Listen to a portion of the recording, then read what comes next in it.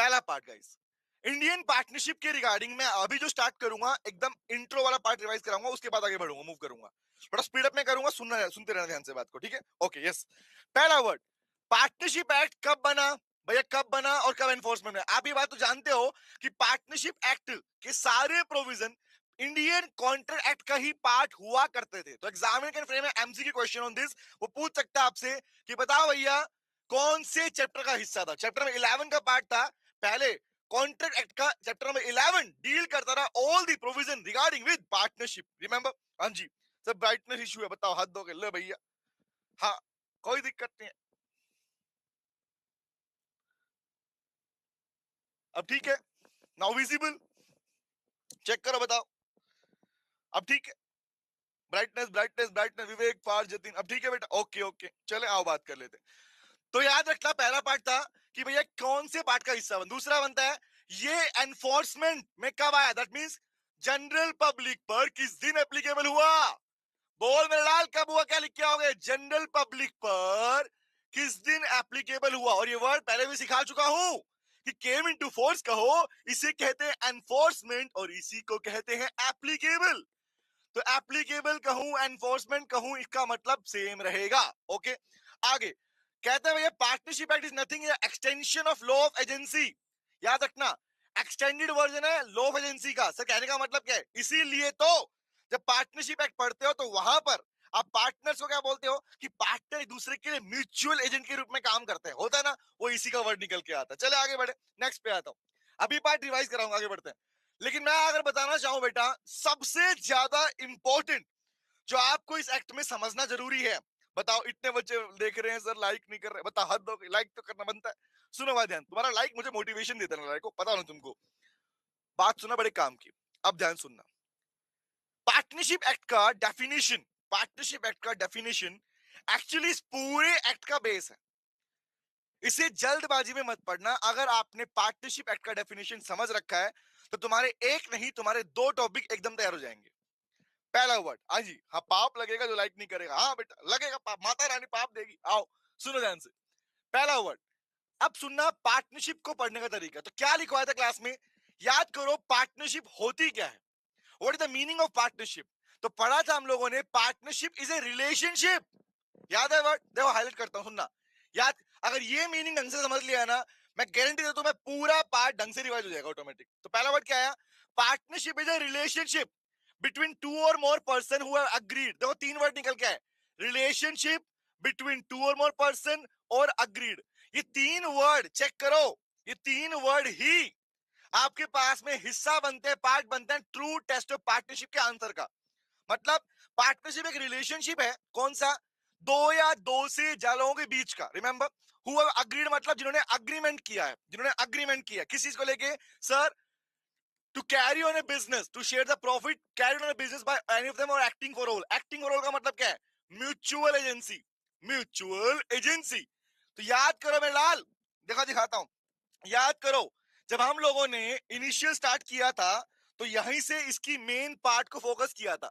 अगर आपने पार्टनरशिप के मीनिंग को समझ रखा है ना ढंग से, सर हमें आता आगे बढ़ो, नहीं बेटा पहले सुन लो ध्यान से। इसी के ऊपर डिसोल्यूशन का टॉपिक डिपेंडेंट है, बाकी पार्ट भी डिपेंडेंट है इसके ऊपर। Very good. तो मैं इसको शॉर्ट में लिखता हूं, क्या था? पार्टनरशिप क्या है बेटा? शॉर्ट में वर्ड रिलेशनशिप, एक संबंध है किस बात का? सर दो या दो से ज्यादा लोगों के बीच का, टू और मोर पर्सन। कौन से लोग? क्वेश्चन पूछते रहो, कौन से लोग? जिन्होंने आपस में अग्रीमेंट किया हुआ है। किस बात का अग्रीमेंट किया हुआ है? To share profit and loss, कि वो पी एंड एल शेयर करेंगे। किसका शेयर करेंगे? Of business. कौन सा बिजनेस? Of business. किसका बिजनेस? जो कि चलाया जाएगा, कैरिड बाय ऑल और any of them acting for all. Carried by all और एनी ऑफ देम। इसका मतलब क्या हुआ बेटा? इसका मतलब क्या हुआ? अब चेक करो, क्या यही पांच वर्ड आपके पास में आपकी कंप्लीट पार्टनरशिप को डिफाइन करते हैं, एक्ट को डिफाइन करते हैं? Answer is yes yes yes. समझ में क्या बोल रहा हूं? तो बात करते हैं, पार्टनरशिप का मीनिंग पता है? अब चेक करो, अगर मैं आपको दिखाना चाहूं, प्लीज फोकस सामने। अगर मैं कहूं to or more person, agreement, profit and loss sharing और म्यूचुअल एजेंसी, क्या ये तीन चार, ये चार, number one, number to, number three, number four, जवाब दो बेटा, अगर इन चारों पॉइंट्स को मिलाऊं तो क्या यही आंसर बनता है आपका ट्रू टेस्ट ऑफ पार्टनरशिप का? बोलो यस और नो, जवाब दो। जब आप ट्रू टेस्ट ऑफ पार्टनरशिप पढ़ते हो कि एक्चुअली कोई बिजनेस पार्टनरशिप कहलाएगा नहीं कहलाएगा, तो क्या वहां पर यही आंसर होता है नहीं होता? Tell me tell me tell me. Yes sir yes sir yes sir yes sir yes sir. तो कहा था ना मैंने कि बेसिकली आपकी डेफिनेशन में ही आंसर छिपा हुआ भाई साहब। दिखाता हूं, लेट मी शो यू, दिखाता हूं। अगर मैं इसको आगे मूव करता हूं और दिखाता हूं कि ट्रू टेस्ट ऑफ पार्टनरशिप वाला टॉपिक, तो you will get your answer automatically कि हाँ अच्छा इसलिए ये टॉपिक रहा हमारे पास में। नाम है बेटा ट्रू टेस्ट ऑफ पार्टनरशिप। इसका मतलब क्या होता है? इसका मतलब ये होता है कि किसी बिजनेस को कब पार्टनरशिप कहा जाएगा। रिमेंबर, हाँ, आइला जादू हो गया, जादू कौशल करना। सुनो, किसी बिजनेस को कब पार्टनरशिप ट्रीट किया जाएगा, इसको लेके बात बोली गई है। रिमेंबर, तो वर्ड है, दिखाता हूं जो वर्ड आपने देखा। पहला चेक क्या लिखा हुआ है। फर्स्ट लिखा हुआ बेटा हमारे पास में सर, नंबर वन, कि आपस में अग्रीमेंट होना चाहिए। बोलो हाँ है ना, agreed between the parties, number one. Number to, sir profit sharing की बात होगी। बोलो हाँ है ना, यही तो देख रहे हो, देखो ना, to or more person agreement, profit and loss and mutual agency. और याद रखो हमने इस पार्ट में पढ़ा था हमारे पास में कि बेटे प्रॉफिट शेयरिंग आपके पास में प्राइमा फेसी एविडेंस है। Prima facie evidence that means call primary requirement. किसी भी बिजनेस को अगर पार्टनरशिप के रूप में पूछा गया है तो याद रखना partner profit sharing is just only the primary evidence of partnership, conclusive नहीं है। मतलब क्या हुआ? मतलब ये हुआ बेटा, प्राइमरी रिक्वायरमेंट फुलफिल हो जाए तो ठीक है, कोई दिक्कत नहीं, लेकिन अगर कंक्लूसिव एविडेंस फुलफिल ना हो तो कोई बिजनेस पार्टनरशिप नहीं कहलाएगा। मतलब अगर आप चाहते हो किसी बिजनेस को पार्टनरशिप या फर्म कहा जाए, वो तभी कहा जाएगा तो उसमें सारे फीचर होंगे। कौन सा? प्रॉफिट शेयरिंग वाला भी, और दूसरा कौन सा हमारे पास? कंक्लूसिव म्यूचुअल एजेंसी वाला पार्ट भी। तो थर्ड क्या था देखो ध्यान से, ये रहा थर्ड वाला पार्ट कि म्यूचुअल एजेंसी वाला पार्ट। तो चेक करो बेटा, ये जो टॉपिक हम लोगों ने क्लास में पढ़ा था, एक्चुअली ये आपके इसी मीनिंग से निकल के आया है। बोलो क्लियर हुआ, समझ में आया? तो आइए स्टार्ट करते हैं इस बात को। तो मीनिंग क्लियर हो गया, समझ में आया? डन है गाइस, आगे बढ़ूं? आओ दिखाता हूं। अभी मैं दोबारा समझाऊंगा, टेंशन मत लो, ये पूरा पर बताऊंगा आपको मैं। अब वापस आ रहा हूं ऊपर, ठीक है, ध्यान से। अब आया हमारे पास मीनिंग तो क्लियर हो गया सर, मीनिंग ऑफ पार्टनरशिप तो हमें समझ में आ गया। आगे बढ़ते हैं, लीजिए गाइस अगला पार्ट पे आता हूं। नेक्स्ट पार्ट इज कि बताओ भैया पार्टनरशिप कितनी तरह की होती है। और प्लीज जो बोल रहा हूं सुनते रहना ध्यान से। पार्टनरशिप को मेनली तीन टाइप में डिवाइड किया गया, तीन याद रखना। रिमेंबर, पार्टनरशिप को मेनली तीन पार्ट में डिवाइड किया गया। सुनते रहना, पहला कौन सा है? नंबर वन, पहला हमारे पास में है partnership at will. Partnership at will मतलब क्या? विल मतलब होती है इच्छा। विल मतलब क्या होती है? इच्छा। तो इच्छा का मतलब क्या है? इच्छा का मतलब क्या होता है? रिमेंबर, ऐसी पार्टनरशिप जहां पर कोई टाइम पीरियड स्पेसिफाई नहीं होता, ऐसी पार्टनरशिप। मैं क्वेश्चन पूछूंगा, तैयार है ना? अभी क्वेश्चन पूछने वाला हूं, जवाब देना मुझे।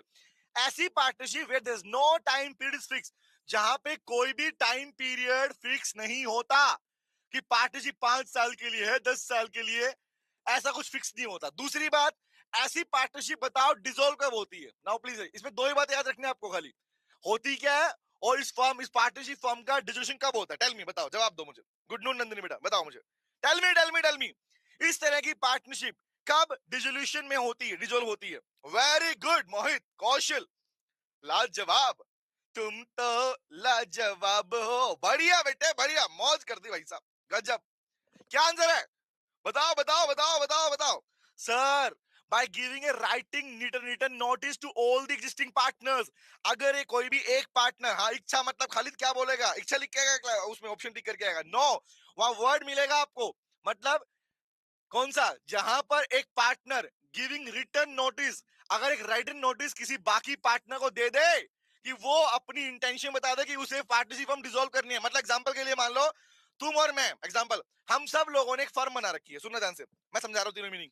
हम सब लोगों ने पार्टनरशिप फर्म बनाई और हमने टाइम पीरियड बिजनेस फिक्स कर लिया, प्रॉफिट शेयरिंग की बात भी कर ली, अग्रीमेंट भी हो गया और म्यूचुअल एजेंट भी है। पार्टनरशिप बिजनेस है, हाँ है सर। अब चेक करो कि अगर हम सब लोगों ने डिसाइड नहीं किया कितने टाइम के लिए बिजनेस करेंगे, मतलब हमारे पास ये मेंशन नहीं है कि 5 साल में करें 10 साल, नहीं, हम चलते रहेंगे, लॉन्ग टर्म के लिए बात कर रहे हैं। अब बताओ इस तरह की पार्टी क्या बोलोगे? Where there is no time period of partnership is fix. तो आंसर इज, इसे बोलेंगे partnership at will, number one. Number two, इस फर्म का डिसोल्यूशन कब होगा? सोचो एग्जांपल के लिए, मान लो किसी मेरा मूड चेंज हो गया, मैं बोला नहीं भैया नहीं, ये ढंग से काम नहीं करते, मुझे इनके साथ में काम ही नहीं करना।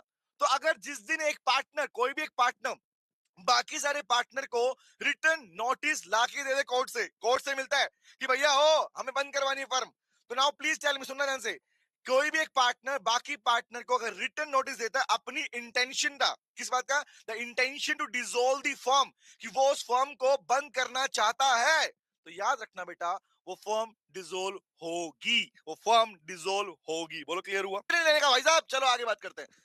अब बताओ मुझे अगला प्रश्न बेटा, जवाब दो। एक ऐसी पार्टनरशिप जहां पर टाइम पीरियड फिक्स था, सोचो एग्जांपल के लिए हमने पार्टनरशिप फॉर्म बनाई बनाई और हमने जिस दिन पार्टनरशिप फॉर्म बनाए उसी दिन डिसाइड कर लिया कि अगले 10 साल तक हम बिजनेस चलाएंगे। नाउ प्लीज टेल मी, ऐसी पार्टनरशिप को कहते हैं बेटा स्पेसिफिक पार्टनरशिप। बोलो क्लियर रहेगा। नेक्स्ट पे आता हूं। एक होता है पर्टिकुलर पार्टनरशिप। क्या आप लोगों ने अक्सर देखा है रोड कंस्ट्रक्शन, डैम, ब्रिज बनते हैं, रिमेंबर? तो मान लो एग्जांपल, एक ऐसा एडवेंचर, ऐसा टास्क को काम को पूरा करने के लिए अगर पार्टनरशिप बनाई जाए एक स्पेसिफिक पर्पस को पूरा करने के लिए, रिमेंबर? तो बताओ, जैसे ही बताओ वो पार्टनरशिप किस दिन डिसॉल्व होगी? मेरा क्वेश्चन ये है, जवाब दो। हाँ, गुड आफ्टरनून बेटा, वेलकम बेटा। जवाब दो मुझे, एक ऐसी पार्टनरशिप जो किसी स्पेसिफिक पर्पस के लिए, एडवेंचर के लिए, टास्क के लिए बनाई जाती है, वो पार्टनरशिप किस दिन? हाँ, जॉइंट वेंचर बेटा, exactly, is a part of partnership. Yes, हाँ, बताओ कब होती है? Tell me tell me tell me, बताओ बताओ। वेरी गुड, जिस दिन पर्पस पूरा हुआ फॉर्म डिसॉल्व हो जाती है। लेकिन ध्यान रखना, भूलना मत, याद करो अभी अभी जो तुम पार्टनरशिप की टाइप पढ़ रहे हो, इनके डिसोल्यूशन का पूरा तरीका, पूरा चिट्ठा आपको मिलता है modes of dissolution of form वाले पार्ट में। याद है या नहीं, भूल गए? हाँ सर हमें याद है यार, वेरी गुड, एग्जैक्टली। तो गाइस 3 टाइप की पार्टनरशिप होती है, ये टाइप्स ऑफ पार्टनरशिप वाला पार्ट। बोलो क्लियर हो गया? आगे आओ, चलो नेक्स्ट पार्ट की ओर मूव करते हैं। अब बेसिकली बहुत बार, अभी इसको बाद में पढ़ेंगे हम टाइप ऑफ पार्टनरशिप को, क्योंकि इतनी इंपॉर्टेंट नहीं है। इसमें 2 ही पार्ट इंपॉर्टेंट है, ऐसे आपका स्टोपल वाला पार्ट। लो मैं बात कर लेता हूं थर्ड पार्ट के बारे में। टॉपिक है बेटा true test of partnership. True test of partnership. हालांकि आइडिया मिल चुका होगा, अब थोड़ी क्लैरिटी और दे देता हूं ताकि माइंड में बैठ जाए आपके पास में। ये क्वेश्चन, इस टॉपिक पे क्वेश्चन कैसे मिलेंगे? सिर्फ टारगेट रिवीजन ऐसे करने का नहीं है। टारगेट ये रखो कि एग्जाम में जब क्वेश्चन मिलेंगे तो उनका आंसर कैसे पहचानोगे। तो सीख लो, अभी सिखाता हूं। Guys, true test of partnership का मतलब क्या हुआ? पहला वर्ड तो इसका मतलब यह हुआ कि आपको एक क्वेश्चन मिलेगा, उस क्वेश्चन में किसी होटल बिजनेस की बात कर रहा होगा, किसी घर की बात कर रहा, रेस्टोरेंट की बात कर रहा होगा, जिसको बिजनेस में कन्वर्ट कर रहे होंगे लोग। रिमेंबर, वहां पे आपको 2 या 2 से ज्यादा लोग दिखेंगे, तो बोलेगा अरे पार्टनर है partner. No no no no no, you have to check 3 things.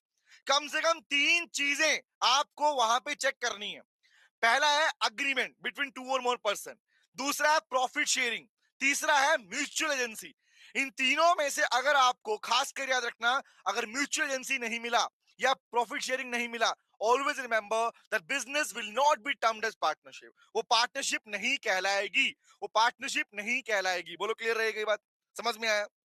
हाँ जी बेटा, ये 3 चीजों का होना जरूरी है। एग्जैक्टली बेटा, समझ में आया?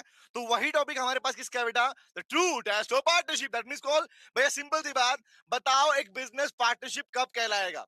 तो याद रखना, कोई बिजनेस, कोई ग्रुप ऑफ पर्सन है, कोई एसोसिएशन है, क्या वो एसोसिएशन या ग्रुप ऑफ पर्सन पार्टनरशिप कहलाएगी या नहीं कहलाएगी? तो always remember, you have to check 3 things. बोलना मत, याद करो। कौन सा? अग्रीमेंट। बोलो, अग्रीमेंट बिटवीन 2 और मोर पर्सन, पहला।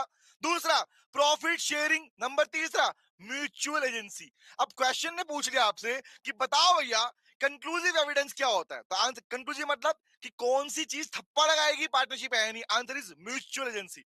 जिस क्वेश्चन में दिखे ना कि सारे के सारे लोग एक दूसरे के लिए लायबल हैं, एक दूसरे के बिहाफ पर काम करते हैं, दूसरा लायबल है, उसको बोलते हैं mutual agency. Number 1। Number 2 is called profit sharing. ये मिलना जरूरी है, ध्यान रखना। और अग्रीमेंट तो फर्स्ट हमारे पास था ही। बोलो क्लियर हो गया? तो यही 3 पार्ट से मिलकर बनता है कौन सा हमारा बेटा? आपका ट्रू टेस्ट ऑफ पार्टनरशिप वाला पार्ट। बोलो याद रहेगा, भूलोगे तो नहीं? बताओ बताओ, क्या इसको और डीप में समझाऊं? ये इतना काफी है? बताओ, टेल मी।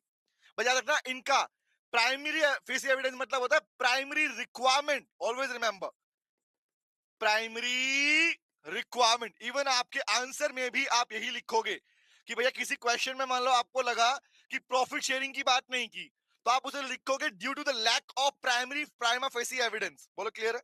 हाँ, मां थप्पा लग जाएगा। वेरी गुड, आओ आगे बढ़ते। And next is called the conclusive evidence which we can say this. Sir कौन सा पार्ट है? Mutual agency. इसका मतलब क्या होता है कि हर एक पार्टनर एक दूसरे का एजेंट होता है। एजेंट का मतलब क्या सीखते हो? व्हाट इज एजेंट मतलब? हाँ हाँ, बेटा कोर प्रिंसिपल बोलते हैं बेटा, कार्डिनल मतलब। हाँ सुनो ध्यान से, हाँ अब सुन ध्यान से, सुनो सुनो सुनो, मोहित सुनो बेटा ध्यान से क्या बोल रहा हूँ। तीसरा पार्ट आया हमारे पास में, कौन सा वर्ड है? Mutual agency. एजेंट का मतलब क्या होता है? एजेंट का मतलब है बेटा किसी के बिहाफ पर काम करने वाला पर्सन। अगर मैं मान लो मैं कहता हूं मैं तुम्हारे बिहाफ पर काम कर रहा हूं, मतलब मैं कौन हूं तुम्हारा? एजेंट कहलाऊंगा। मैं कौन हूं तुम्हारा? एजेंट कहलाऊंगा। तो म्यूचुअल एजेंसी होना जरूरी है। और कौन सा बोलते हैं इसको, क्या कहते हैं? इसी का नाम है बेटा द कंक्लूसिव एविडेंस। क्या बोलते हैं? कंक्लूसिव या कोर एविडेंस। कोर बोल सकते हो, मतलब किसी बिजनेस को पार्टनरशिप तब तक नहीं कहोगे जब तक वहां पर म्यूचुअल एजेंसी नहीं मिल जाती। बोलो क्लियर रहेगा? डन? मोहित क्लियर हुआ बेटा? कोर बोलते हैं बेटा, यस कोर। ठीक है, ओके चले आगे बढ़े। हाँ जी चले आगे बढ़े, done done done done done. Okay, तो ये पार्ट था गाइस। अब आया नेक्स्ट टॉपिक का नंबर। डीड का पार्ट अभी नहीं बताऊंगा, इसका पार्ट हमारे इससे अब्सेंस ऑफ डीड पढ़नी है खाली हमें, इसको पार्ट को आते हैं पहले। चलो जो एग्जामिनेशन पॉइंट से आओ, क्योंकि पार्टनरशिप डीड के ऊपर आपके पास में से दो ही क्वेश्चन बनते हैं बेसिक, समझना ध्यान से। कौन से? यहां पर आपसे डीड के एलिमेंट नहीं पूछता। लॉ के अंदर पार्टनरशिप डीड के एलिमेंट्स पूछे नहीं जाते, लेकिन दो बातें पूछी जाती है जो मैं पूछूंगा आपसे। रिमेंबर कि एक्चुअली पार्टनरशिप डीड जो है उसके अंदर अगर कोई चीज नहीं लिखी हुई in the absence of partnership deed, remember, तो मान लो एग्जांपल के लिए कुछ पार्टनर थे और किसी पार्टनर ने, फर्म के किसी पार्टनर ने फर्म की प्रॉपर्टी को यूज करके कोई प्रॉफिट गेन किया। टेल मी, बताओ, जवाब देना मुझे। फर्म के किसी पार्टनर ने फर्म की प्रॉपर्टी को यूज करके अगर कोई प्रॉफिट गेन किया, कोई बेनिफिट गेन किया, नाउ प्लीज टेल मी। हाँ जी समीरन, हाय विनीत सर। विनीत सर बेटा अभी भी आए गए, अभी 3:30 बजे मिलेंगे तुमको विनीत सर। यस हाँ टैक्स से बाबा, हाँ टैक्स के गुरु हैं वो। यस टैक्स गुरु। आपको मिलेंगे 3:30 पे बेटा, सेशन उनका, ठीक है? हाँ स्टे देयर, ओके। अब सुनो, रिप्लाई करो मुझे, बताओ, जवाब दो बेटा, बताओ बताओ बताओ बताओ बताओ। अगर अगर अगर किसी पार्टनर ने ऐसा कोई प्रॉफिट गेन किया तो क्या वो पैसा अपने पास रख सकता है? जवाब दो, जवाब दो। आराध्य करे, आराध्य ऐसे कान को ऐसे खोल के बोल, ऐसे सुन। दोबारा रिपीट कर रहा हूं। अगर किसी पार्टनर ने फर्म की प्रॉपर्टी को यूज करके, फर्म के नाम को यूज करके अगर कोई सेपरेट या सीक्रेट प्रॉफिट अर्न किया तो क्या वो अपने पास रख पाएगा या उसे वापस देना पड़ेगा? Thank you sir and the entire COC family for this massive surprise. Thank you Samiran. We know that बेटा, we have to do this. Yes very good. Prabhanshu, ऐसे लिखने नहीं होता, डिस्प्यूट की बात नहीं है, याद रखना। अगर ऐसा होता है तो वो प्रॉफिट का पार्ट उसे फर्म को वापस देना होता है बेटा। बोलो क्लियर हो गया? वेरी वेरी गुड, समझ में आ गया। डन है गाइस? आओ अभी मैं बात कर रहा हूं इस टॉपिक की, तो लीजिए गाइस, जो टॉपिक मुझे बताना है वो ये वाला पार्ट है गाइस। अब सुन लो बड़े काम की बात गाइस, दिस वन इज, लिख लो, very very very very very important. It is very very very very very very very important guys. क्या है पार्ट, समझ लो ध्यान से। बता चुका हूं पहले आपको, देखो ध्यान से। अभी हम जो बात करने वाले हैं, मैंने कहा था ना मोस्ट इंपॉर्टेंट कैटेगरी में आता है लीगल स्टेटस ऑफ माइनर। एक माइनर का एक फॉर्म में क्या लीगल स्टेटस होता है हमारे पास में। हाँ हाँ, मिताली डिस्ट्रीब्यूशन की बात पूछता ही नहीं बेटा, वो तो बात का पार्ट होता है। हाँ वो होता है, कॉमन पार्ट होता है कि नहीं लिखा शेयरिंग तो क्या बोलना होता है। मिताली यहाँ पे वो वर्ड नहीं था, यहाँ पे मैंने अलग क्वेश्चन पूछा बेटा। क्वेश्चन का मिक्स नहीं करने का ना।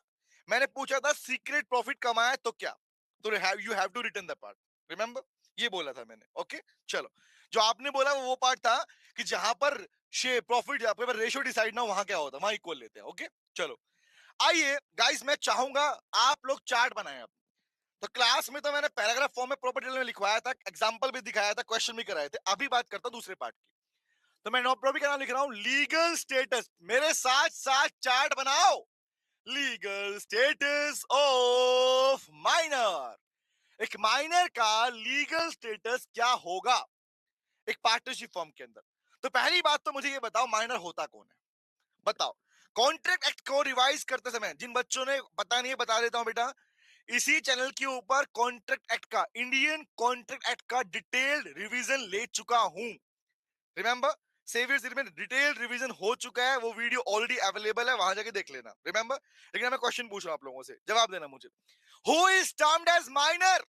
किसे कहोगी तुम बच्चा? बता। आराध्या, मैंने पूछा ही नहीं एग्रीमेंट, वाइड माइनर कौन होता है? याद कर, हाँ हमें याद है, हाँ हमें याद। कौन था सर माइनर? बोले तो 18 साल से नीचे वाला और 21 साल से नीचे वाला, याद है बात?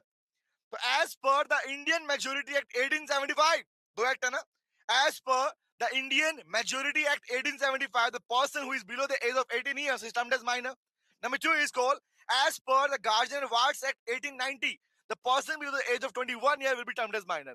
Short में याद रखने का क्या था, जिन बच्चों के पेरेंट्स होते हैं 18 साल में मेजर बनते हैं, रिमेंबर, ओके, जिन बच्चों के पेरेंट्स नहीं होते हैं, मैं रिमेंबर 18 से पहले निकल लिए, तो उस केस में बच्चा 21 साल में मेजर बनता है, याद है बात, तो माइनर का मीनिंग क्लियर है। और हम क्या चलते हैं 18 साल, क्योंकि आप रिकमेंडेड पार्ट क्या है, मैक्सिमम बच्चों के पेरेंट्स होते हैं इसलिए बोलते हैं, क्लियर हो गया। आओ तो बात करते हैं माइनर का लीगल स्टेटस, तो बनाओ भैया चार्ट, चार्ट नंबर 1। मेरा पहला प्रश्न, क्या माइनर के साथ किया गया कोई भी अग्रीमेंट वैलिड होता है, बताओ, एज पर द लॉ क्या माइनर के साथ किया गया अग्रीमेंट वैलिड है, वॉइड अब इनिशियो। एक बच्चे ने लिखा हुआ था, no no no no no no, void ab initio, याद आया, रिवीजन करो, आंसर दो बेटे, रिवीजन करने का मतलब सुनना नहीं है, आंसर देना होता है, very good, void ab initio, very good. तो पॉइंट क्या आया, any agreement with a minor is void ab initio, minor से कोई भी अग्रीमेंट करोगे तो क्या होगा बेटे, वो होगा वॉइड एब इनिशियो। अब बात समझना क्या मतलब हुआ इसका, अक्सर बच्चों के मन में क्वेश्चन आता है वॉइड का डिफरेंस क्या है और वॉइड एब इनिशियो में फर्क क्या होता है, आता है मन में क्वेश्चन। इस बात का रिप्लाई मैंने पहले भी दिया था, है ना, सिट बेटा, मैं हूं ना, काई टेंशन ले रहा है, हाँ मैंने आपके मैसेज भी देख लिया बेटा, डोंट वरी, आपको रिवर्ट करता हूं क्लास के बाद में, ठीक है। अब सुनना ध्यान से, ओके, सुनो सुनो सुनो, वॉइड एब इनिशियो वॉइड में डिफरेंस क्या है, अब बता चुका हूं आपको, अभी सर ने भी आपको अनाउंस किया, विनीत सर ने भी अनाउंस किया, मैंने भी बोल चुका, संतोष सर को पहले ही बता चुके हैं ऑलरेडी इस बारे में। आपका कंप्लीट रिवीजन होगा, जितना भी सिलेबस है उस पूरे पार्ट को रिवाइज करवाया जाएगा, पूरे पार्ट को, ठीक है। तो इसलिए एग्जाम के लिए डरना छोड़ दो तुम लोग, रिवीजन चल ही रहा है तुम्हारा, टेंशन मत लो, ठीक है बेटा, ओके। सुनो ध्यान से बात को, पॉइंट पे आता हूं। तो पहला आया वॉइड क्या होता है, वॉइड अब इनिशियो क्या होता है, बताओ जाता है बेटा, याद रखना, लॉ में जिन चीजों को, लॉ ने जिन चीजों को, जिन लोगों को पहले से इन अग्रीमेंट को पहले से ही लिख दिया कि भैया ये फ्यूचर में लॉ इसे परमिशन नहीं देगा, void मतलब होता है which is not permittable by law, which is not enforceable by law, enforceable by law मतलब permittable by law, applicable by law बोलते हैं इसको।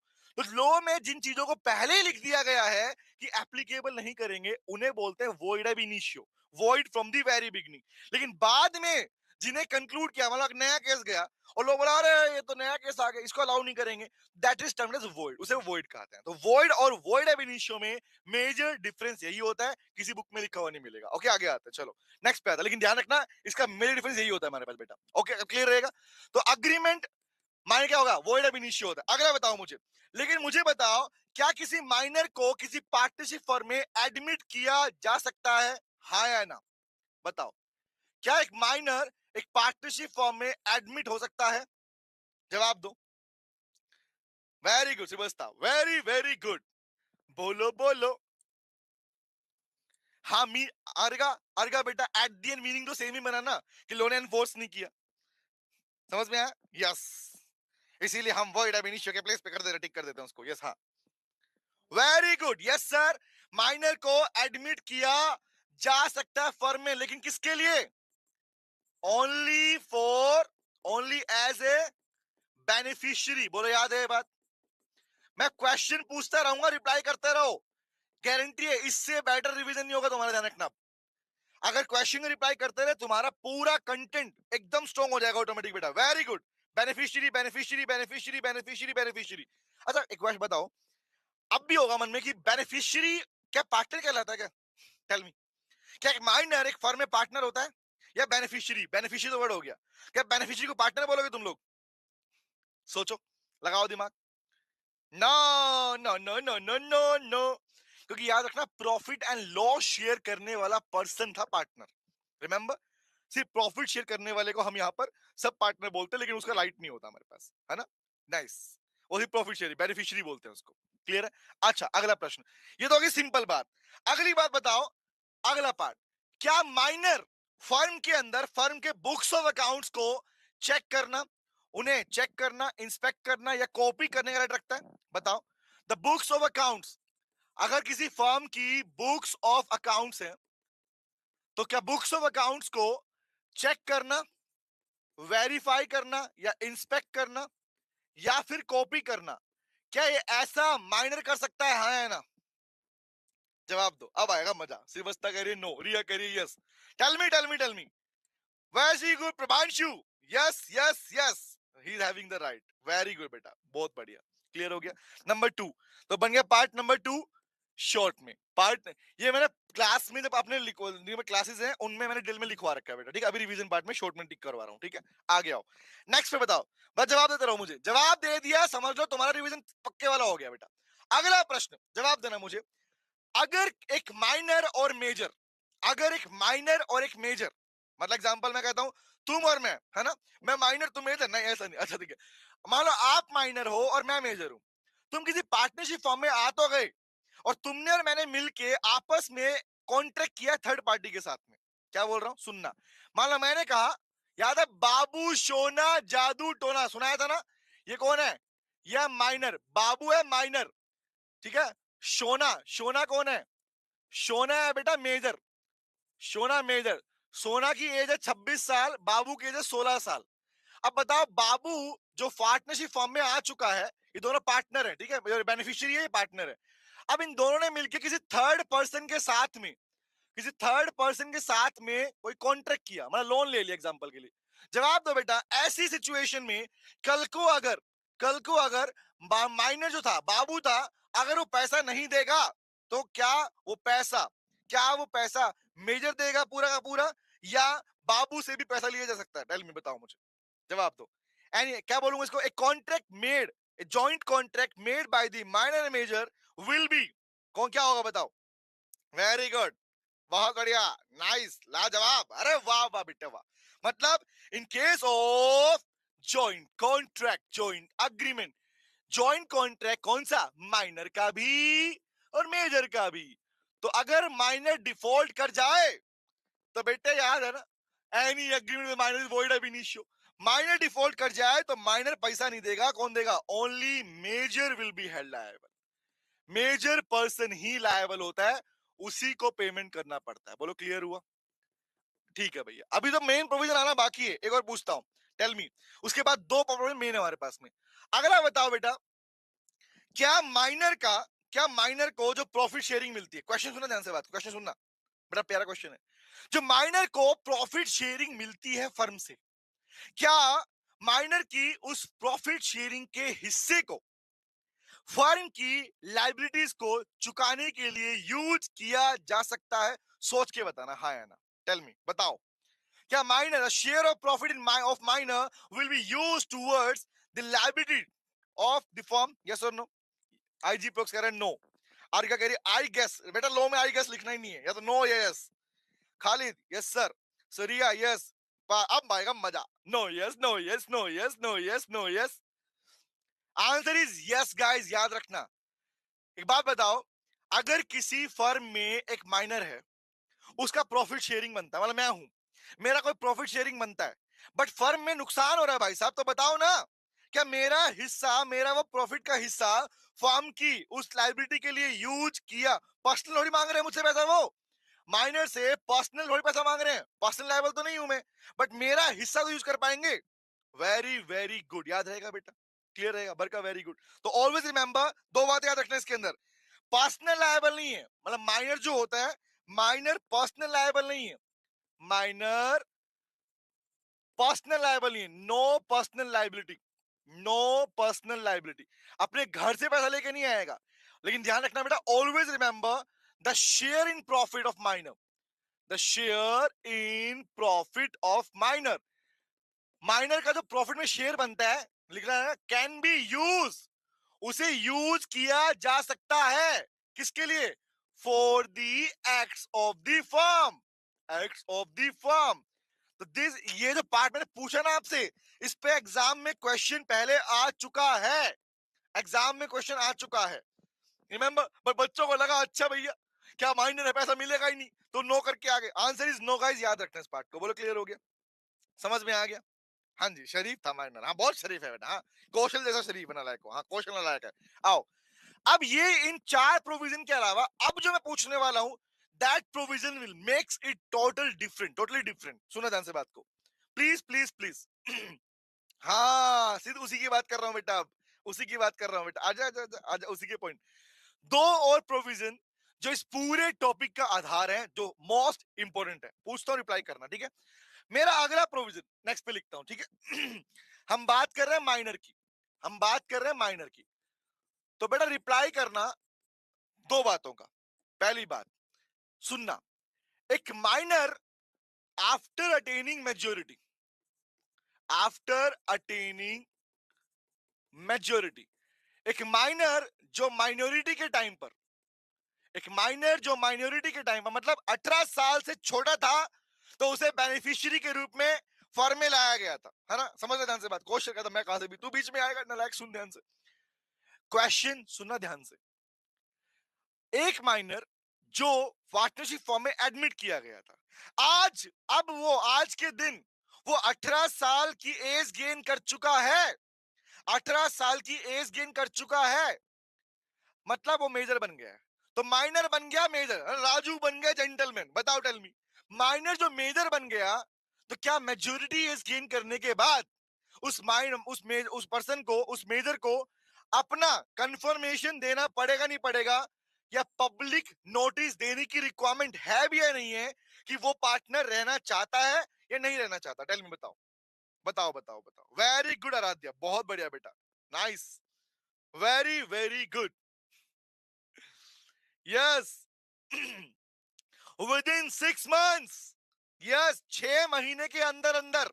सुनने क्या बोल रहा हूं, एक माइनर जो मेजर बन गया, उसे 6 महीने के अंदर अंदर, विद इन 6 मंथ्स, 6 महीने के अंदर, आफ्टर द एक्सपायरी ऑफ, कौन सी, जैसे अपने पास मेजोरिटी इन करेगा, 6 महीने के अंदर अंदर उसे क्या देना पड़ेगा, उसे देना पड़ेगा बेटा पब्लिक नोटिस, पब्लिक नोटिस। याद है कौन सा होता है? एटलीस्ट 2 न्यूज़पेपर, कम से कम 2 न्यूज़पेपर में, one English newspaper, another is one vernacular language newspaper, local language newspaper में, है ना। और क्या था ऑफिशियल, हाँ यस। तो उसे पब्लिक नोटिस देना पड़ता है, लेकिन किस बात का नोटिस बेटा, नोटिस किस बात का, कि वो पार्टनर बनना चाहता नहीं चाहता, whether whether he wants to become a partner or not, he or she wants to become, wants to become a partner or not.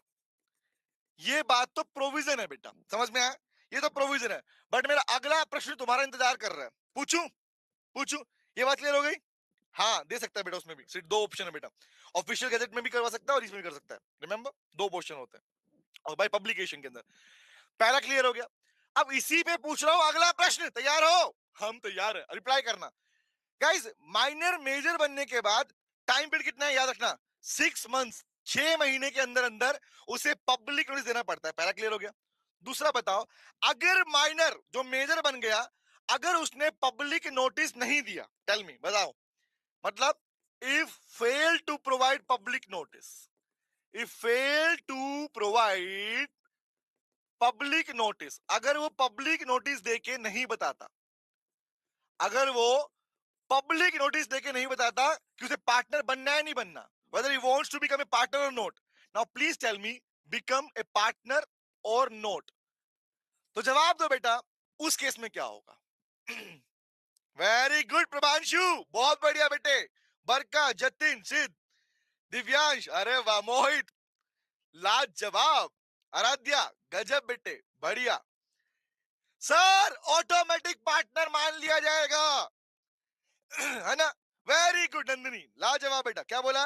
If fail to provide the public notice, क्या बोलेंगे sir, that person जो minor से बन गया था major, अब वो क्या होगा, ऑटोमेटिकली क्या बन जाएगा, ऑटोमेटिकली नहीं है ये, क्या है, क्या बन जाएगा, will be treated as partner, will be treated as partner, और मध्य नोटिस, मध्य नोटिस, तुझे अपने आप पार्टनर मान लिया जाएगा।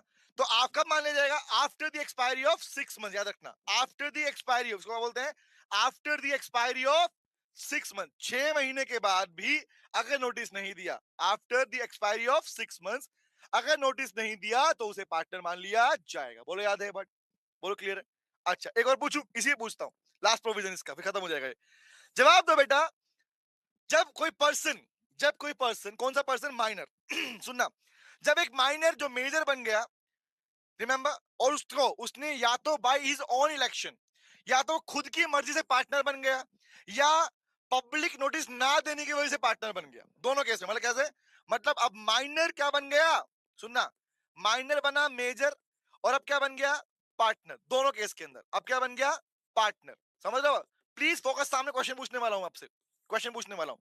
माइनर जो बन गया मेजर, अब बन गया partner. Partner by own election, अपनी मर्जी से, जो उसको चांस दिया जाता है ऊपर, या फिर कैसे, after the expiry of 6 months, after the expiry of specific time period 6 months.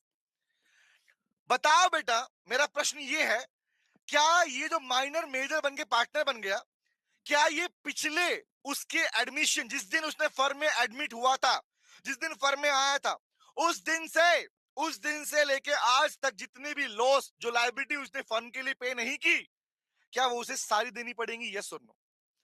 बताओ बताओ। जितने भी सारे बेनिफिट उसने लिए, जो उसने लायबिलिटी पे नहीं की, क्या इरेस्पेक्टिव वो उसे, बताओ, वेरी गुड, जब से जो इनके देना पड़ेगा, वेरी, तो क्या बोलते हैं इसको? इसको बोलते हैं रेट्रोस्पेक्टिवली।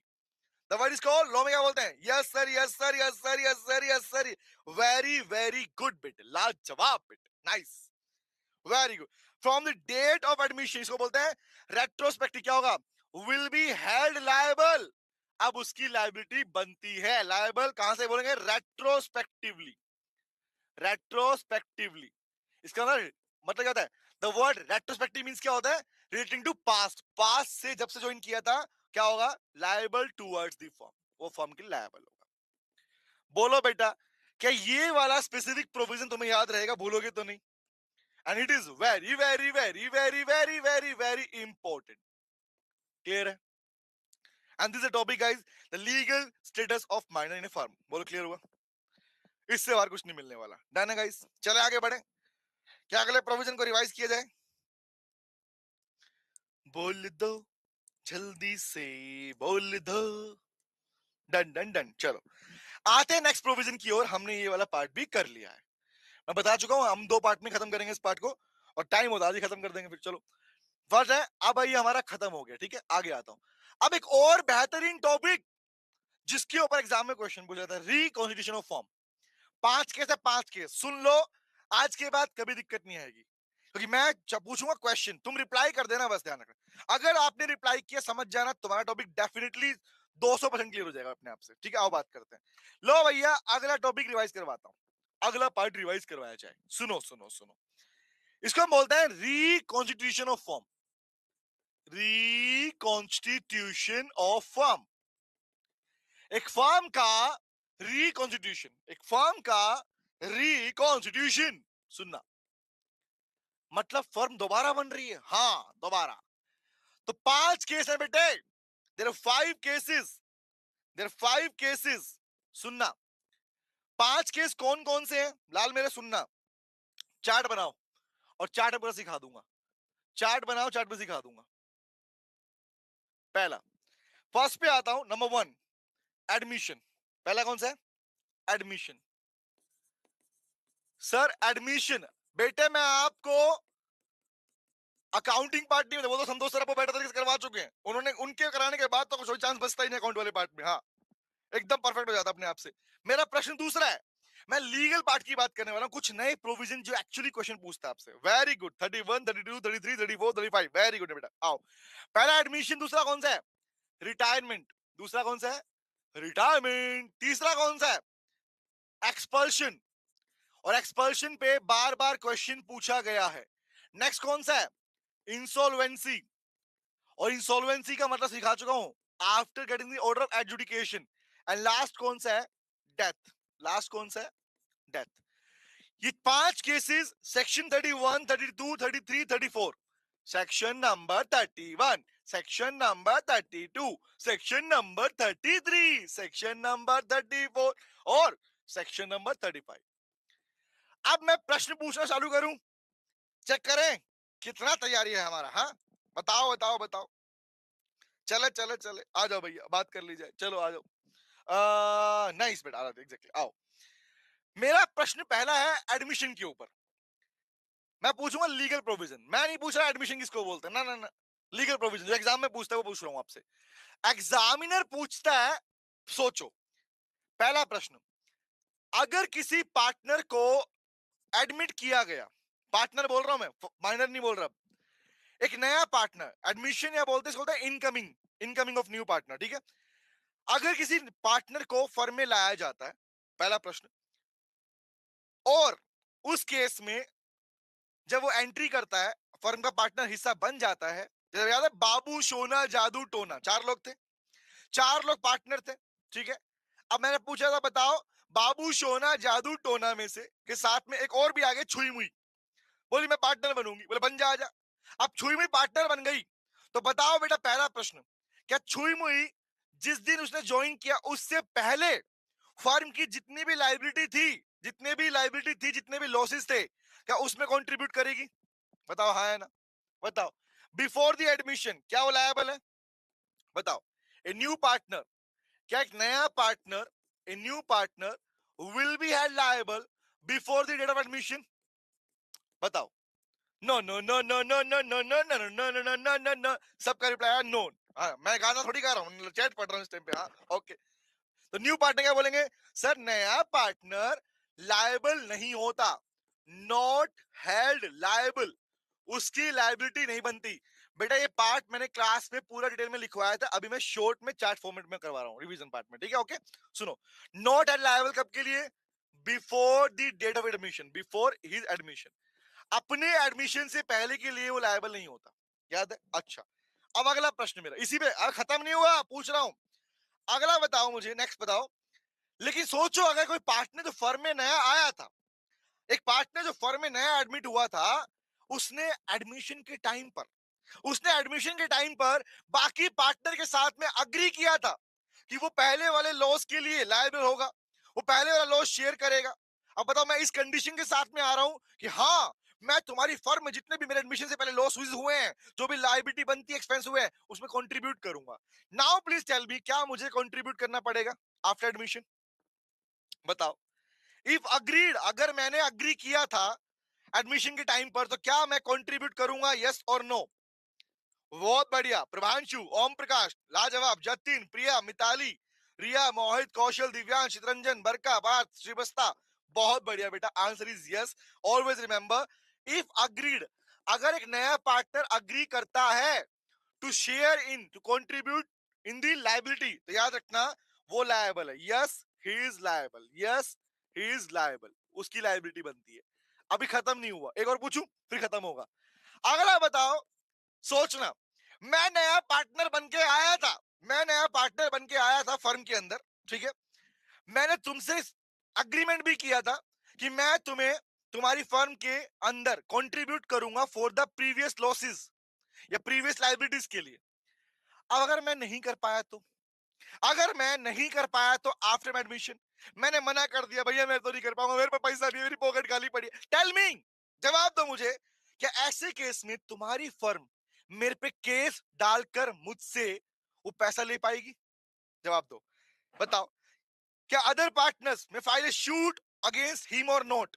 जीनत, Prinshu, Nandini, Khalid, Prabhanshu, Riya, no, very good, Mohit, लाजवाब।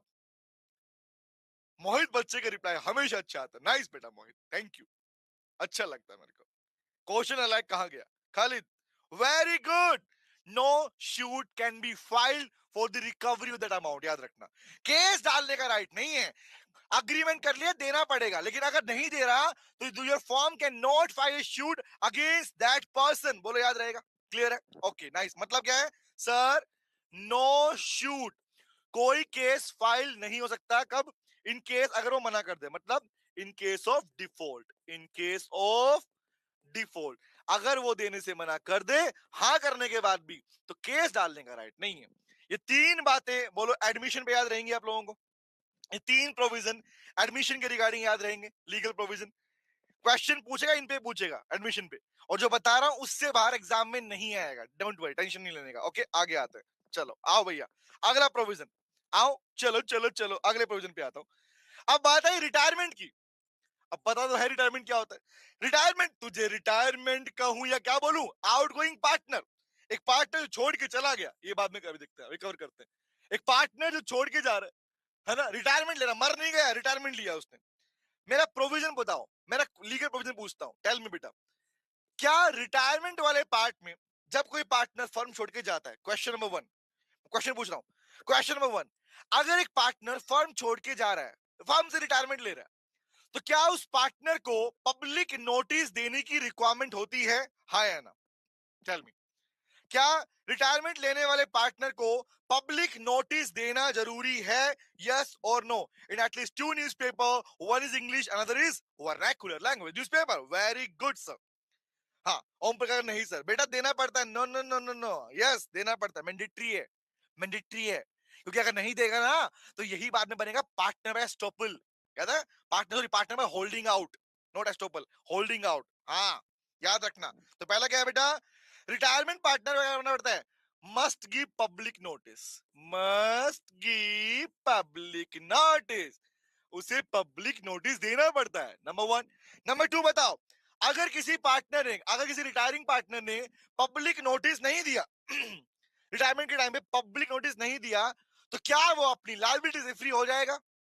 रिटायरमेंट ले लिया, सुनो ध्यान से, रिटायरमेंट ले लिया बट पब्लिक नोटिस सबमिट नहीं किया, नहीं दिया अपने रिटायरमेंट का, तो क्या वो फर्म की लायबिलिटी से फ्री हो जाएगा? वेरी गुड, नहीं होगा। वेरी गुड, नहीं हो। No no no no, reply आ चुका भाई साहब। मतलब क्या लिखूं सर, क्या बोलूंगा? Remain held liable, remain held liable. उसकी लायबिलिटी किसके लिए? फर्म के लिए रहेगी, कब तक? Unless, unless provide public notice, unless provide public notice, unless provide public notice. बोलो क्लियर रहेगा? अच्छा एक और पूछूं, बताना मुझे, क्या इसी पार्टनर को जो पब्लिक नोटिस नहीं देता, जा तो रहा है बट पब्लिक नोटिस देके नहीं जा रहा, क्या इसी को पार्टनर बाय होल्डिंग आउट कहते हो, हाँ या ना? हाँ, बताओ बताओ, वही यस बेटर रिवर्स। क्या इसी पार्टनर को बोलते तुम partner by holding out? Hold मतलब रुका रहेगा, रोक के रखो उसको, है ना? याद रखना, वो पार्टनर जो पब्लिक नोटिस नहीं देता रिटायरमेंट के टाइम पर, एक्सपल्शन के टाइम पे, दो बात बोलूंगा, एक्सपल्शन रिटायरमेंट टाइम पे, वही पार्टनर कहलाता है बेटा पार्टनर बाय होल्डिंग आउट। मतलब जिसने नहीं दिया नोटिस, मतलब नो पब्लिक नोटिस, जिसने पब्लिक नोटिस नहीं दिया उसी को बेटा आप लोग नाम देते हो क्या? Partner by holding out, partner by holding out. बोलो क्लियर रहेगा? डन है? तो ये था रिटायरमेंट का पार्ट। नेक्स्ट पे आऊं, अगला पूछता हूं। The next one is very very very very very very very important. कौन सा बेटा? एक्सपल्शन। एक्सपल्शन सबसे ज्यादा इंपॉर्टेंट है। बता देता हूं, एग्जाम में अगर क्वेश्चन आया तो एग्जाम में क्वेश्चन या तो आएगा रिटायरमेंट के ऊपर, या आएगा एक्सपल्शन पे, आएगा इंसॉल्वेंसी पे, तीन पार्ट पे आता है। बैक टू बैक ट्रेंड्स को देखोगे तो लगातार जो क्वेश्चन पूछा गया वो इन तीन पार्ट पूछा गया बैक टू बैक के अंदर। ठीक है, आओ बात करते हैं। तो सेक्शन नंबर 33, सेक्शन नंबर 33 सुनना भैया पूछता हूं सॉरी बेटा। एक्सपल्शन मतलब क्या होता है? किसी को निकाल दिया, धक्के मार के निकाल दिया, निकल जा हमारी फर्म से, दफा हो जाए यहां से, है ना? सुनना ध्यान से बात को। अब क्वेश्चन मेरा समझना क्या होता है, अगर किसी पार्टनर को एक्सपेल किया जाना है या किया जा रहा है, तो कोई पार्टनर, पहला मीनिंग बताओ मुझे, कोई पार्टनर किसी फर्म से एक्सपेल कब हो सकता है? क्वेश्चन नंबर वन, रिप्लाई करो, बताओ। चेक करते तुम्हें पढ़ा नहीं पढ़ा, रिवीजन कर रहे हो भैया, चेक तो करो कितना आता तुमको। हाँ, Aaradhya, majority of voting right and only one good, very good, पता, गजब है, ऐसा मौका बना है भैया। शालू मिसकंडक्ट, बेटा मिस वो तो रीजन हो गया बेटा। वर्ड मैं पूछू कब निकाला जाएगा, कौन सा प्रोविजन फॉलो होना चाहिए, कैसे निकाल? वेरी गुड मोहित, एग्जैक्टली बेटा। शालू यस आपने आंसर दिया, लेकिन प्रॉपर आंसर नहीं था बेटा वो वाला पार्ट। ठीक है, करेक्ट आंसर क्या है? एग्जैक्टली याद रखना, expulsion, a partner, any partner may be expelled from a firm, कैसे? By majority. अगर मेजोरिटी ऑफ पार्टनर अपना सहमति, कंसेंट दे, प्लस में good faith in the of the firm, और फर्म के लिए अच्छा हो, गुड फेथ ऑफ फर्म। अगर किसी पार्टनर का फर्म से निकाला जाना फर्म के लिए अच्छा हो, रिमेंबर कि वो एग्जांपल लिखा ना, मिसकंडक्ट कर रहा हो, नुकसान पहुंचा रहा हो, तो ऐसे केस में ही किसी पार्टनर को फर्म से निकाला जा सकता है। छोड़ के नहीं जा रहा, निकाल रहे हो तुम, एक्सपेल कर रहे हो मतलब। और मेजोरिटी का मीनिंग क्या होता है? द वर्ड मेजोरिटी मींस कम से कम 75% वोट पार्टनर के निकालने को लेके हूं। मतलब अगर 75% ऑफ पार्टनर उसे निकालना चाहते हैं इन दैट केस बेटा, बोलो क्लियर हुआ? पहला प्रोविजन। दूसरे बात पे आता हूं, अगला प्रश्न एक्सपेल्शन में पूछ रहा हूं। सोचो किसी पार्टनर को एक्सपेल कर दिया गया, किसी पार्टनर को मिलके मेजोरिटी ऑफ पार्टनर्स ने एक्सपेल कर दिया, बाहर निकाल दिया, निकल निकल निकल निकल निकल। लेकिन उस पार्टनर को जिसको निकाला गया उसे अपॉर्चुनिटी ऑफ बीइंग हर्ड, मतलब अवसर नहीं मिला, चांस ऑफ बीइंग हर्ड, उसे सुनवाई का मौका नहीं मिला, तो बताओ क्या उसका निकाला जाना वैलिड है या वॉइड है? टेल मी, बताओ। हाँ, वेरी गुड आराध्या, बहुत बढ़िया। Tell me tell me tell me, अगर किसी पार्टनर को फर्म से निकाल रहे हो और उसका निकाला जाना, उसको आपने चांस ऑफ बीइंग हर्ड नहीं दिया, सुनवाई का मौका नहीं दिया, अपना बात रखने का मौका नहीं दिया, वेरी वेरी गुड सब। मोहित नोट बेटा। हाँ इसे नल और वॉइड बोलते हैं, वॉइडेबल नहीं कहते। क्योंकि वॉइडेबल वाला केस सिर्फ 5 केस में होता है बेटा, remember, coercion, undue influence, fraud, mistake, 5 case में होता है बेटा, ठीक है। हाँ, तो क्या बोलेंगे? मतलब क्या बोलूं? If no, if no chance of being heard, if no chance of being heard, अगर आपने उसको नहीं दिया मौका, सुनवाई का मौका, अपनी बात रखने का मौका ही नहीं दिया, तो क्या रखेगा? सच एक्सपल्शन इज नल भी मिल सकता है या वॉइड, बोल नल और वॉइड। एंड वॉइड का मतलब क्या होता है? Void always means the same, which is not enforceable by law, is not and void. बोलो क्लियर हो गया? चिराग वेरी गुड बेटा, अरे चंदन वेरी गुड बेटा, डन है। अगला प्रोविजन खत्म नहीं हुआ, अभी पूछूंगा और। अगला पार्ट बताओ मुझे। चलो निकाल दिया, अब बताओ किसी पार्टनर को एक्सपेल कर दिया गया, एक्सपेल कर दिया गया और उसका निकाला जाना गुड फेथ में नहीं था, not in good faith, not in good faith of the firm, तब भी क्या ये नल और वॉइड ही रहेगा, वैलिड रहेगा? चेक करो, अब देखता हूं, बताओ बताओ। किसी का निकाला जाना फर्म के लिए अच्छा नहीं था, बताओ। अच्छा वाला काम करा तुमने, तो पर्सनल दुश्मनी में निकाल दिया उसको बाहर, फर्म से धक्के देकर निकल निकल निकल निकल निकल। Very good, again that is null और void guys, expulsion is null और वॉइड। अच्छा, अगला पार्ट खत्म नहीं हुआ भैया, पूछूंगा, गारंटी है जितना बता रहा हूं उससे बाहर एक पार्ट भी नहीं मिलेगा तुमको इसके ऊपर, एकदम चिल होके जाओगे। सुन लो ध्यान से, नेक्स्ट पॉइंट पूछता हूं, जवाब दो बेटा मुझे। एक्सपेल किए पार्टनर ने अगर पब्लिक नोटिस नहीं दिया, मतलब एक्सपेल्शन हो गया, बाहर निकाल दिया उसको, बट उस पार्टनर ने, एक्सपेल्ड पार्टनर ने not provided public notice, not provided public notice, उसने अगर पब्लिक नोटिस नहीं दिया अपने एक्सपल्शन का, अपने निकाला जाने का, तो क्या वो फर्म के लिए लायबल होगा? बताओ, या वो लायबिलिटी से फ्री हो जाएगा? टेल मी, क्या फर्म के लिए लायबल होगा या लायबिलिटी से फ्री हो जाएगा? बोलो बोलो बोलो, जल्दी से तुम बोलो, आई नीड द आंसर। बताओ बताओ बताओ। हाँ Mohit, he shall remain liable for him, Kaushal liable होगा, वेरी गुड, जल्दी बताओ। Liable liable liable liable liable liable liable, very good, रिवस्था, पार्थ, कौशल, मोहित, करेक्ट है। Chirag very good, Aaradhya yes बेटा, याद रहेगा। He remain, remain held liable. तो जैसा प्रोविजन रिटायरमेंट में था वैसा इसमें भी है, अगर आप पब्लिक नोटिस नहीं देते हो निकाला जाने का, कि तुम्हें निकाल दे, खुद ही देगा, हाँ खुद देगा बेटा, अपनी बेइज्जती अपने हाथों से करवाएगा, मुझे निकाला गया इस फर्म से, मुझे फर्म से निकाला गया, लो मेरा पब्लिक नोटिस ले लो, रिमेंबर। और नहीं देगा तो लायबल है, ध्यान रहेगा। और ये बन गया हमारा 3 प्रोविजन, बोलो क्लियर है? डन है। अब आओ इंसॉल्वेंसी पे आऊं, बताओ बताओ बताओ, चले 1 2 3 है ना, आगे आते हैं, चलो नेक्स्ट पे आता हूं। अगला है इंसॉल्वेंसी एंड डेथ, वो भी देख लेते हैं, है ना, आओ। तो पहला कौन सा है? इंसॉल्वेंसी और डेथ। तो नेक्स्ट इज इंसॉल्वेंसी। तो गाइस ये तो याद होगा, इंसॉल्वेंसी का मीनिंग क्या सिखाया था? हाँ सर, क्या इंसॉल्वेंसी का मतलब सिर्फ इतना ही है कि किसी पर्सन की debt, amount of debt exceed amount of assets, इतना काफी है?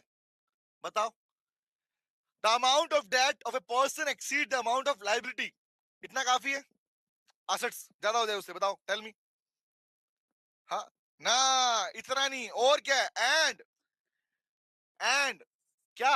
Order of adjudication, order of adjudication, judication word बना जुडिशरी से, पता है ना, हाँ जुडिकेशन, जुडिशियल कोर्ट से अगर उसे ऑर्डर आ जाए, एडजुडिकेशन ऑर्डर का मतलब ही होता है बेटा इंसॉल्वेंसी ऑर्डर, याद रखना।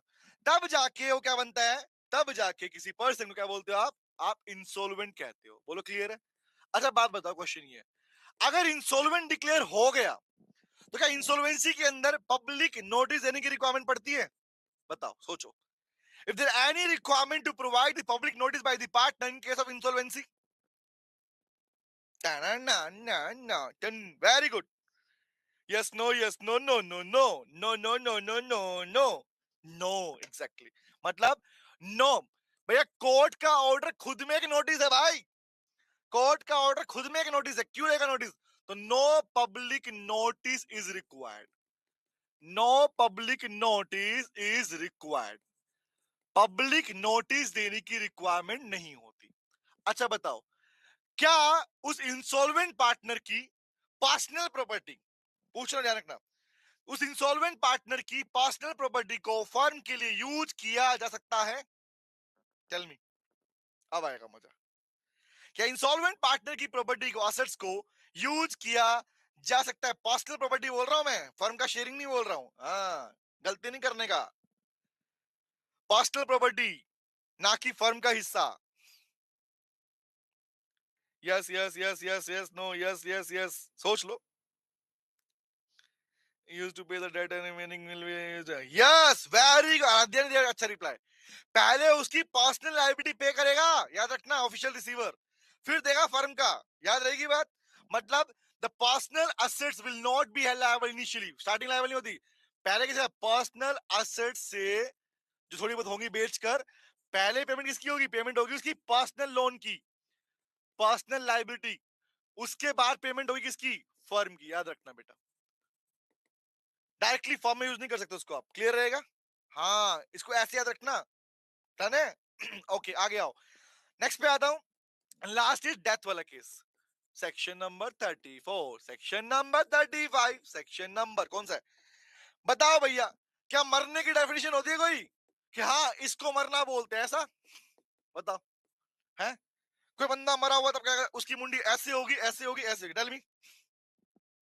यस बेटा, बरका वही करता है, the person is termed official receiver बोलते हैं उसको। Yes, tell me tell me tell me, बताओ बताओ बताओ।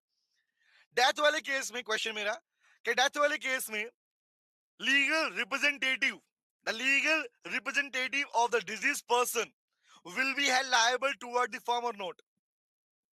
बताओ, the legal representative of the deceased person, deceased partner, will be held liable toward the firm or not? Question है मेरा, बताओ, जवाब दो, जवाब दो, बोलो, बोल बेटा बोल। हाँ, गुमसुम है क्यों नहीं, याद रखना सर, लीगल रिप्रेजेंटेटिव बेनिफिशियरी होता है भाई, the legal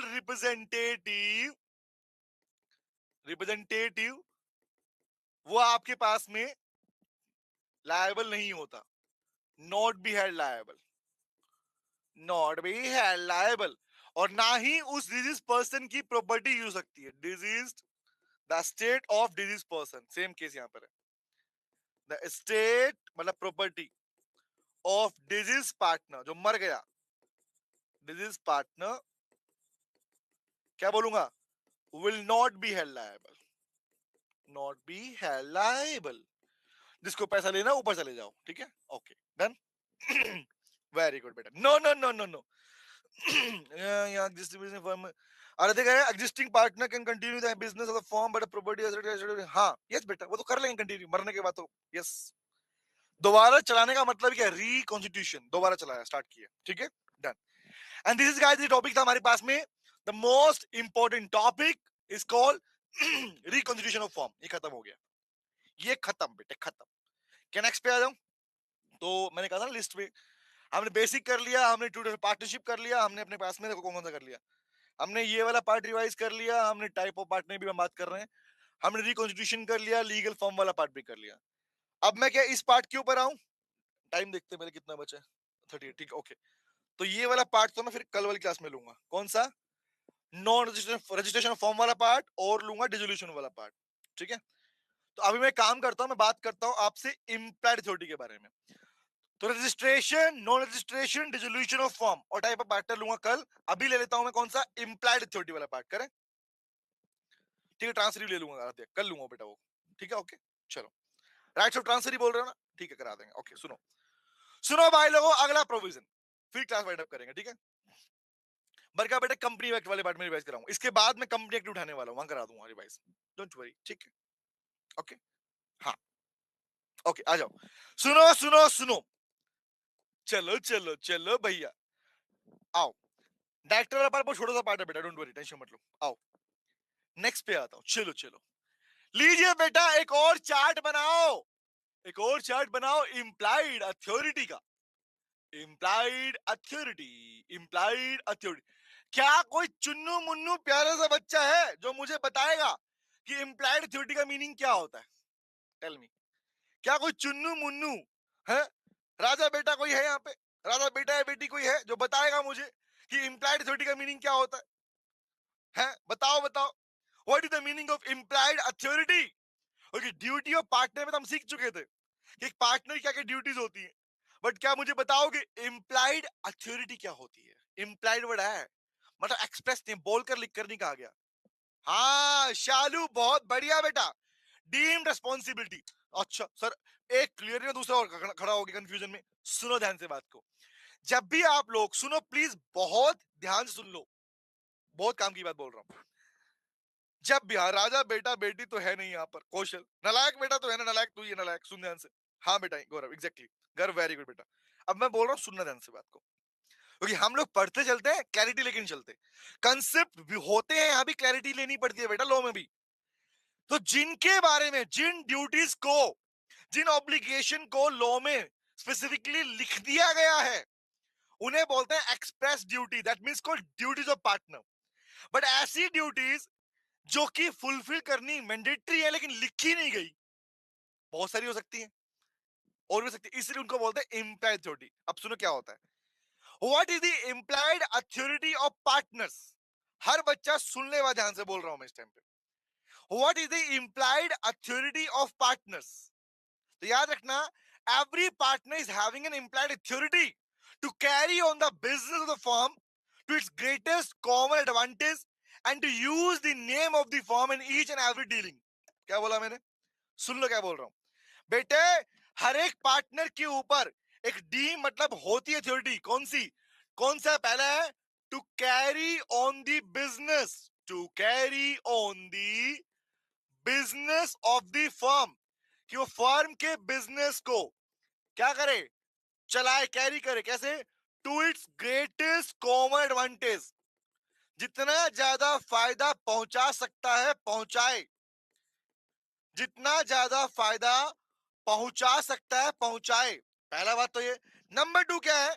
number two, to use the name of the firm, to use the name of the firm. तुम्हें कहीं पे कुछ कहा गया हो या ना कहा गया हो, तुम्हें बीइंग ए पार्टनर हमेशा फर्म का नाम यूज करना है। तुम कोई प्रॉपर्टी खरीद रहे हो और तुम कोई कॉन्ट्रैक्ट कर रहे हो, तो तुम्हें पर्सनल नाम यूज नहीं करना।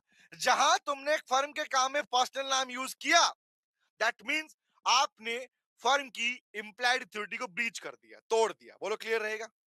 क्लियर रहेगा? तो याद रखना, फर्म का नाम यूज करना हर चीज के अंदर, खासकर कॉन्ट्रैक्ट में, डीलिंग में, प्रॉपर्टी सेलिंग में, बाइंग सेलिंग में आपको यूज करना होता है। और ये दोनों मिलके बनती है इसकी पार्टनर की क्या? Implied authority. बोलो क्लियर है? अब मेरा प्रश्न है अलग से, सुनना ध्यान से, रिप्लाई करना, पूछता हूं बेटा मैं। मुद्दा क्वेश्चन ये आता है कि बताओ सर, वैसी कौन कौन सी इंप्लाइड अथॉरिटीज हैं? सुनना, बात करता हूं, ये तो हो गया क्लियर, होती क्या है? मुद्दा क्वेश्चन है एक्सेप्शन के ऊपर बेटा, कि वो कौन कौन से केसेस हैं जहां पर कहा जाएगा।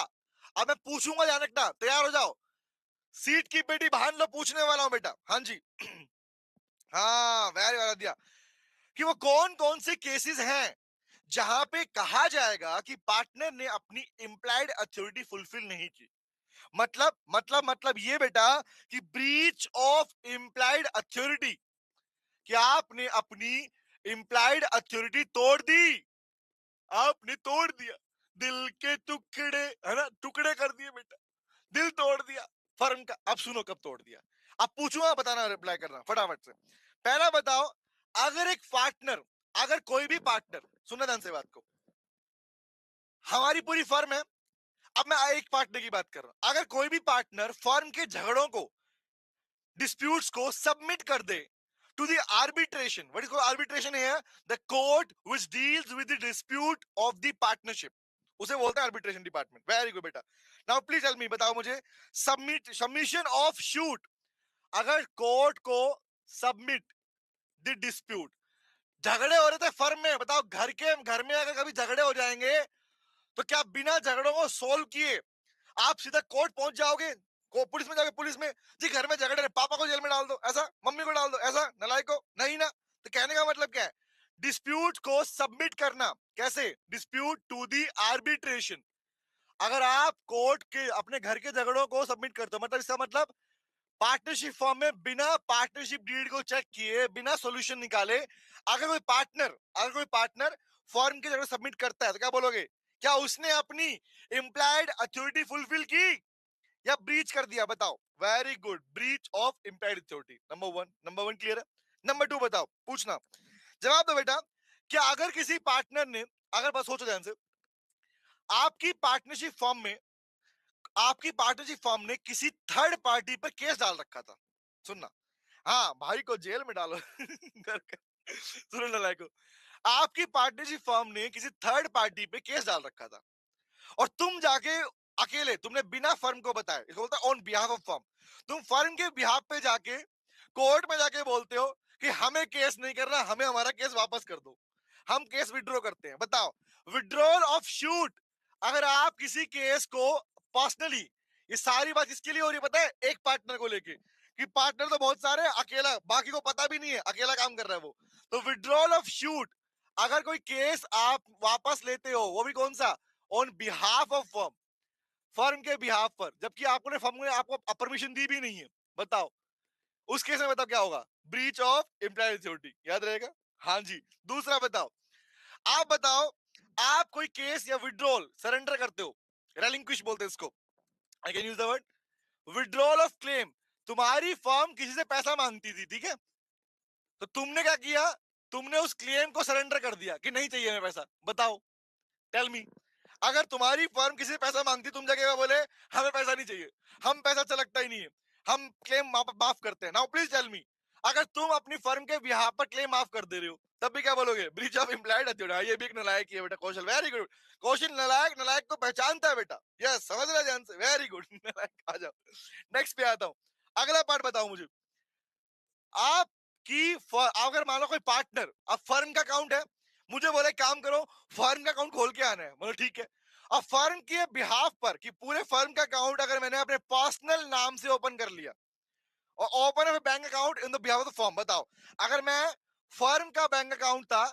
फर्म का तो नहीं खुलवाया, अपने पर्सनल अकाउंट को खोल लिया, बताओ, टेल मी, पर्सनल नेम से अगर अकाउंट ओपन करता हूं, बताओ बेटे बताओ, तब भी क्या बोलोगे, क्या मैंने अपनी इम्पेरिटी फुलफिल की, नहीं की, बोलो क्लियर हो गया। नेक्स्ट पे आता हूं, अगला बताओ, जवाब दो मुझे, सर एडमिट द लाइबिलिटी, अब बताओ, एडमिट द लाइबिलिटी, किसी ने, किसी थर्ड पार्टी ने हमारी फर्म पे केस डाल रखा था, सुनना, किसी थर्ड पार्टी ने हमारी फर्म पे केस डाल रखा था और मैं कोर्ट में जाके बिना बाकी पार्टनर को बताए कोर्ट में जाके बोलता हूं हाँ हमारी गलती है, हाँ हम सबकी गलती है, अब बताओ, tell me, admission, admit of a shoot, admitted guilty, आप गिल्टी एक्सेप्ट कर रहे हो, हाँ हम दोषी हैं, बताओ बताओ क्या होगा, ब्रीच ऑफ इम्प्लाइड अथॉरिटी, बोलो क्लियर हुआ, nice, very good, sir ICI भी हो रहा है, नालायक कौशल, तभी तो बोल रहा हूँ, अभी तो प्रैक्टिस करवा रहा हूँ, तुम्हारी याद हो जाएंगे तुम्हें ऑटोमेटिक,